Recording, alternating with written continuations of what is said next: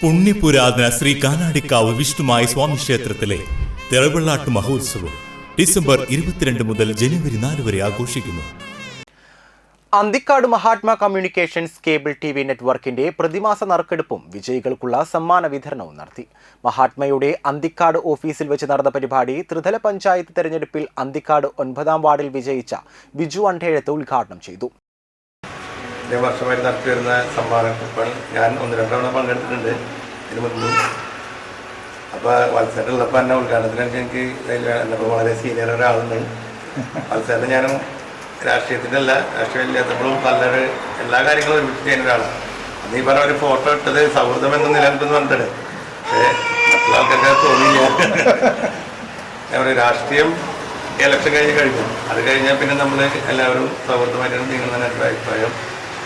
എന്തായാലും ആദ്യമായിട്ടാണ് ഞാനൊരു പരിപാടി ഉദ്ഘാടനം ചെയ്യുന്നത്.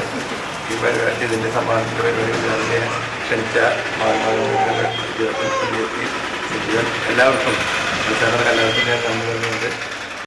AV ശ്രീവത്സൻ, സജീവൻ അന്തിക്കാട്, സജീവൻ താനാപാടം, സിന്ധു M, കണ്ണൻ കൊച്ചത്ത്, ഷിലീഷ് കൊട്ടാരത്തിൽ എന്നിവർ സംസാരിച്ചു.